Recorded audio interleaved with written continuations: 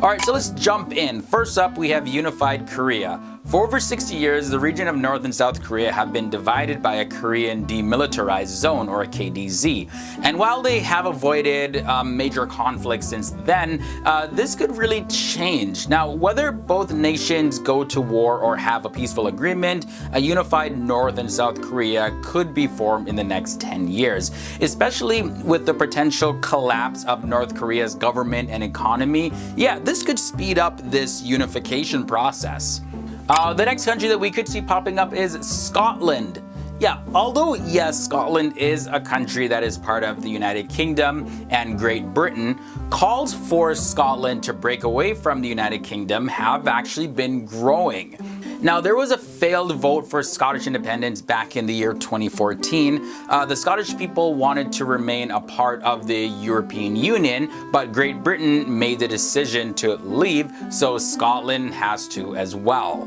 So they're like, okay, well, let's just go fully independent then. The third country that could exist is Catalonia. The Catalonian fight for independence is raging, and Catalonia is financially more stable than any other part of Spain, and Catalonians feel that they are being brought down by the rest of the country. Not a great feeling to have. Catalonia also has its own culture and language distinct from the rest of Spain, so yeah, it makes sense for them to want to go and form their own nation. Continuing on into Kurdistan. Now, the Kurdish people in Syria have been in disagreement with the Syrian Arab population for a while, and in 1962, actually, 20% of the Kurdish population in Syria were stripped of their citizenship, and this was after the results of a census. Kurdish people have been seeking their independence for a long time, and this has only recently started to become a probable thing. Halfway in this video, at country number 5 that could exist is Somaliland. Now, Somaliland is a de facto state in northern Somalia. In the 1990s, a civil war broke out in Somalia, and the only part of Somalia that has managed to retain a sense of true order is Somaliland.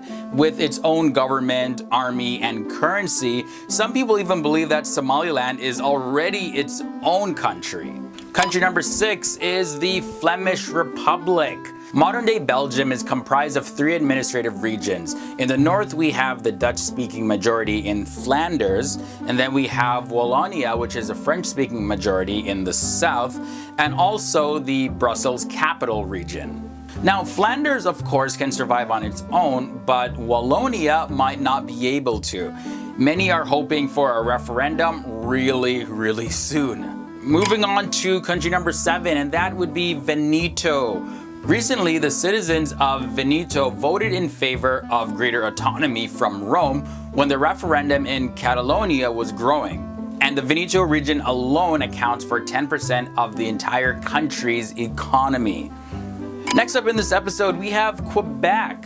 French speakers in the Canadian province of Quebec in the past have pushed for their own country. But more recently, Quebec has been basing its decision to become independent, all based on the results of the Scottish and Catalan referendums. And Quebec's interest in Catalonian independence really shows that they would like their own movement to gain even more momentum going forward. So who knows, the whole province of Quebec could be its own country. Now, the second last country that we might see is Texas. Now, while the likelihood of an independent Texas is very low, there's still a chance that they could separate from US. One of the major reasons is because Texas has such a rich history and people have always felt a bit independent from the United States. And last is California. So like Texas, another large US state that has entertained the idea of independence is California. Now, California is the most populous state in the US and one of the wealthiest as well. So if this whole Cal exit movement were to be really a thing and were to happen, that would drastically reshape the whole foundation of America as well as the rest of the world. All right, coming in at number 10, we have Murawari. Now, some have asked, why is it that Queen Elizabeth II of England, as a constitutional monarch of Australia, still has the right to govern the Murawari Republic? Well, a country can claim authority over another territory in just 3 ways: by winning a war, signing a treaty, or occupying previously unoccupied land. Here's the strange thing though. No one in Murawari remembers ever signing a treaty nor fighting a war, and they'd been living there long before the Europeans appeared. The Murawari Republic is a micronation that declared its independence from Australia in 2013, claiming territory straddling the border of the states of New South Wales and Queensland within Australia. Now, of course, neither the government of Australia nor the Queen of England have acknowledged the Declaration of Independence, and their independence has been wholly unrecognized around the globe. All right, our next non-country today is West Papua. At the end of Dutch colonization in the 1960s, they transferred control of the region to the Indonesian government as part of the New York Agreement. At this time, Indonesians took over, promising all residents of West Papua a vote to determine the future of the land. However, when it came down to the vote, only 1,025 tribal leaders were specially handpicked by the Indonesian government to represent nearly 1 million Papuans. And it was quite suspicious because at the time, the tribal leaders all voted to remain part of Indonesia. Years afterwards, some said that the so-called act of free choice had not felt particularly free or representative of all Papuans. West Papua was legally created as a province in 1999, but it was not inaugurated until 2003. Consisting of 12 regencies and 1 city, the province enjoys a special autonomous status as granted by Indonesian legislation, but it is still not recognized as an independent nation. Moving on to Tibet. Alright, Tibet declared its independence from China in 1913 without the recognition of the Chinese Republican government. The region maintained its autonomy until 1951, when, following the Battle of Chamdo, Tibet was occupied and incorporated into the People's Republic of China, and the previous Tibetan government was abolished in 1959 after a failed uprising. However, today, China governs western and central Tibet as the Tibet Autonomous Region, while the eastern areas are now mostly ethnic autonomous prefectures. There are still tensions regarding Tibet's political status. Coming in at number 7, we have the Isle or Island of Man.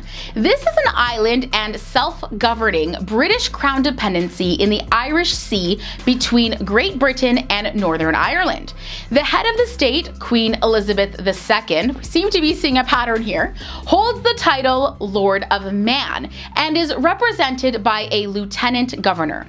The United Kingdom is responsible for the island's military defense as well. That being said, it's really interesting to note that this island has always retained its internal self-government, governing the island since the Vikings arrived in the 18th century. In fact, to talk about their governing, in 1881, the Isle of Man Parliament, Tynwald, became the first national legislative body in the entire world to give women the right to vote in a general election.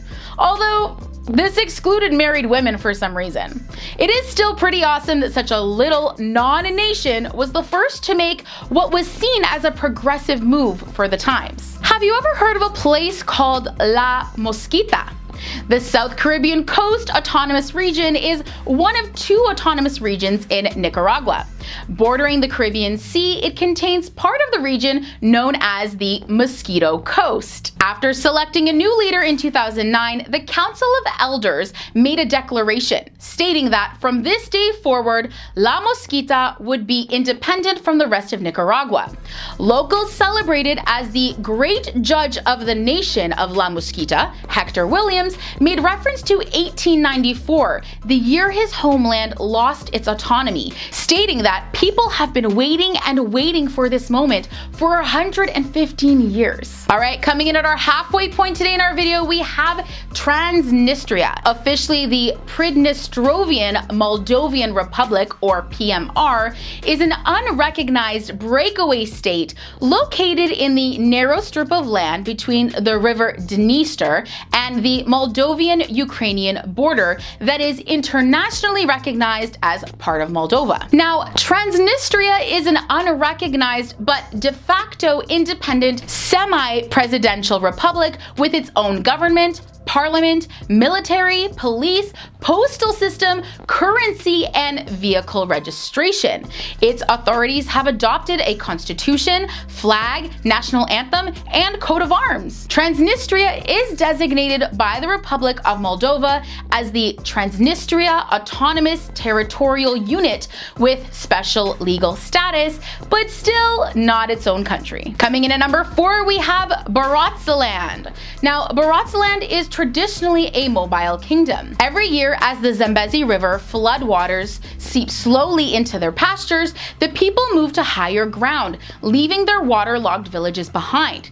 The kingdom's history stretches back 5 centuries, but during colonial times, Barotseland was a British protectorate governed alongside Northern Rhodesia, but with greater autonomy. When independence came, Barotseland was supposed to maintain that element of self-rule, but successive Zambian governments promised then failed to honor the deal. In 2012, the royal household announced a peaceful disengagement from Zambia. However, still not considered an independent nation. All right, our next country but not country is Somaliland.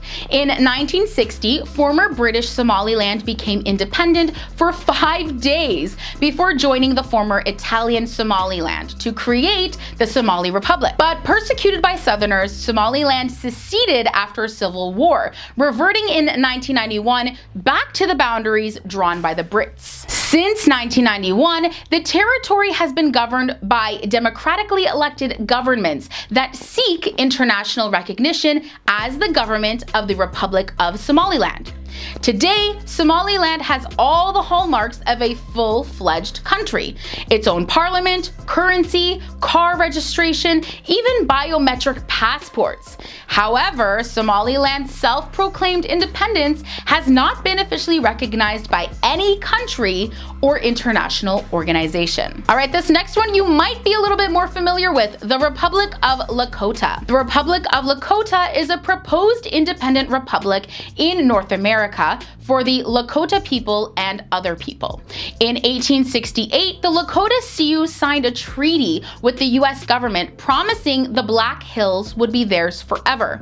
A few years later, gold was discovered, and I mean, guys, it's no surprise that the government changed its mind, reneging on the deal they had promised. Over a century later, a US judge awarded compensation for the land at, get this, 1877 prices plus interest. But the Lakota Sioux won't take the money. To them, the Black Hills are sacred and not for sale. Not only that, but offering 1877 prices for the land is quite pathetic on America's part, considering that this land is something they stole to begin with. In 2007, the Republic of Lakota was formed, withdrawing from the treaty. The Declaration of Independence by the Republic of Lakota has been largely ignored by the US as well as by the UN and many of its member states. All right, and coming in at number 1 today, we have Greenland. Yes, Greenland is an autonomous territory within the Kingdom of Denmark. Though physiographically a part of the continent of North America, Greenland has always been politically and culturally associated with Europe for more than a millennium. In 2009, Queen Margaret II of Denmark traveled to Greenland to give it self-rule. While there, she delivered the self-governance law to Greenland's parliament, so ending 300 years of Danish authority.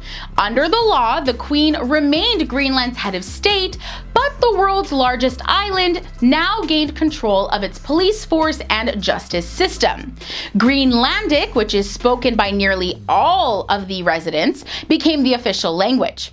This was the penultimate step, they say, towards hopefully what will soon be full independence.